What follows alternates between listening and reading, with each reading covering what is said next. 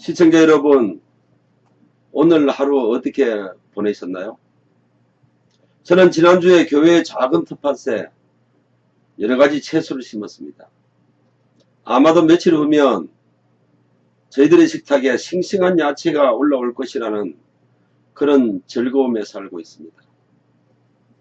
시청자 여러분들은 어떤 즐거움을 기다리고 계십니까? 자, 그럼 TVN 뉴스, 토스앤 밝은 뉴스에서 방송하는 김종문 전도사의 세상 클릭 그 25번째 방송을 지금부터 시작하겠습니다. 오늘은 안보에 시급한 문제를 가지고 홍준표 후보를 소개할까 합니다. 이제 대선이 막바지를 치닫고 있습니다. 내일이면 사전투표가 시작되고 며칠 후면 새로운 대통령이 이 나라를 이끌어가게 됩니다. 사실 이끌어간다는 말이 요즘 시대 정신에 맞지 않을 수도 있는 단어이기도 합니다만 우리 사회의 정치 문화는 이끌어간다는 것이 더 맞을 것 같아서 그 단어를 선택했습니다. 이번 대선에 출마한 주자들이 가장 많이 사용하는 단어가 협치와 연합과 소통 이런 말들입니다. 공통적인 뜻은 합력하여 선을 이룬다는 기독교 성경의 말씀이기도 하지요. 역설적으로 말하면 그동안 우리 사회는 이런 부분들이 안 되고 있었다는 의미이기도 합니다. 요즘 우리 사회는 이념 갈등이 참으로 많습니다.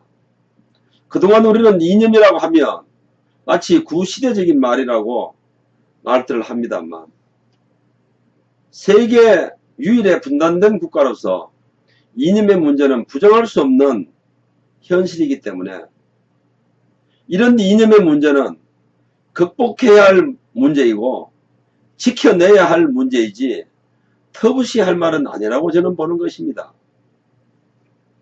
일부 정치인들이 자신들의 정치적인 입지가 곤란해지니까 그렇게들 말하는데 국민들은 덩달아서 그렇게 생각을 하는 것이죠. 이념 갈등은 안보의 문제로 연결되는데요. 분단된 국가의 안보는 참으로 시급합니다. 더욱이 지금은 탄핵으로 대통령이 구리된 상태입니다. 우리를 둘러싼 주변국들의 움직임이 요즘 예사롭지도 않습니다. 북한의 김정은 정권은 핵과 미사일로 우리를 협박하고 있고 미국과의 전쟁도 불사하겠다고 덤비고 있습니다. 중국은 사드 문제를 놓고 국내 기업을 핍박하고 유저들의 한국 여행까지 차단하고 있습니다.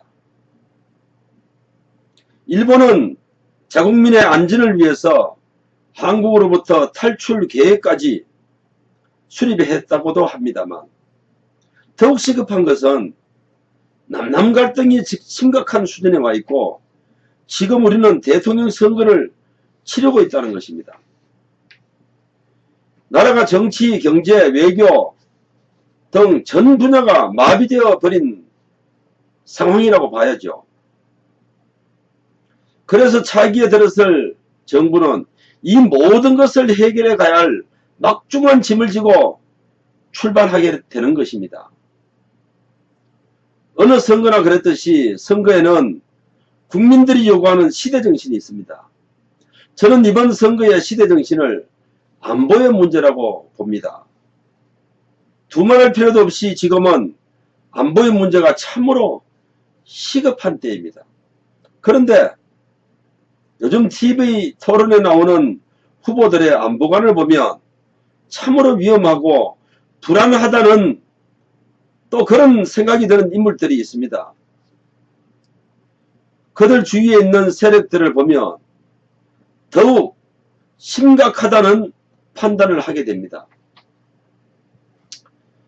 적을 적이라 말하지 못하는 세력, 우리 사회를 갈등과 분열로 몰아왔던 세력, 교육의 일선에서 국민들의 정체성을 망가뜨려온 세력, 남남 갈등을 조장해온 세력, 천안함 사태를 왜곡하고 연평해전에서 희생된 영웅들의 추모식에도 참석하지 않는 세력들에게 이 나라를 맡기기에는 지금의 현실이 너무나 불안하고 위험하다는 판단을 합니다. 토론에 나온 홍준표 후보는 이들을 소위 친북, 좌파, 종북 세력이라고 했습니다. 저는 홍 후보의 주장에 적극 공감이 갑니다. 그런데 이들 세력들은 친북, 좌파, 종북을 말하면 선거 때만 나오는 색깔론이라는 말로 꼼수를 부리고 있습니다. 언젠가 될 통일 이후까지도 이 문제는 남아있을 친북, 좌파, 종북의 문제는 우리가 극복해야 할 문제이지 터부시하거나 피한다고 피해지는 것이 아닙니다. 왜냐하면 우리 사회 곳곳에 이들 세력들이 너무나 많다는 것은 공공연한 사실이기 때문입니다. 우리는 DJ 노무현 정권 10년 동안 만연되어 온 안보 불감증이 핵폭탄의 위협을 받고 있는 지금도 변함이 없습니다. 시청자 여러분들께서도 잘 아시다시피 북한은 이미 대화를 풀 수 있는 그런 세력들이 아닙니다. 그동안 역대 정권들이 대화를 수없이 해왔고 퍼주기식 대화도 했고 햇볕 정책으로 그들과 대화를 나누어왔지만 실효를 거두지는 못했습니다. 홍준표 후보는 현실이 이렇다 보니 소위 친북, 종북 세력들에게 나라를 맡길 수 없다는 주장을 강력하게 하고 있습니다. 그래서 그는 사회 전반적인 문제를 이렇게 진단했습니다. 첫째, 기업은 귀족 노조가 망하게 하고, 둘째, 교육 현장은 전교조들이 망가뜨리고, 셋째, 친북, 좌파, 종북 세력들을 척결해야 우리나라가 앞으로 나아갈 수 있다고 그는 봤습니다. 그래야 해외로 나간 기업들이 돌아올 것이고 이들이 돌아와야 청년 일자리를 해소하고 학생들에게 바른 역사관을 심어줄 수 있다고 합니다. 한미동맹의 굳건한 믿음 위에서 안보의 문제를 해결할 수 있다고 그는 또 주장했습니다. 저는 그의 주장에 적극 동의합니다. 혹자는 토론회 때마다 했던 말들을 되풀이한다고 합니다만은 이런 문제들을 해결하지 않고는 그 어떤 공약도 공수표가 될 수밖에 없기 때문에 너저분한 공약들은 오히려 국민들을 기만하는 것입니다. 며칠 전 새누리당으로부터 탈당했던 바른정당의 후보들이 다시 홍준표 후보와 함께 하기로 결정을 했습니다. 국민들은 설세 정치인으로 이들을 비난하고 있습니다. 당연히 비난을 받아 마땅하다고 봅니다. 이런 정치인들로 인해서 정치 불신은 더욱 깊어가고 저 또한 그렇게 생각을 합니다. 그러나 안보의 문제를 두고 보면 이들의 결정을 다행이라는 생각을 하게 됩니다. 이번 대선이 끝나면 정치권은 대소용돌이가 몰아칠 것입니다. 정치는 최선이 아니면 차선을 선택하는 것이라고 볼 때 최선이지만 차선의 방법으로 풀 수밖에 없는 안보의 문제는 이렇게도 시급한 때입니다. 저희 방송에서 홍준표 후보를 소개하는 것은 왜일까요? 바로 안보의 문제이기 때문입니다.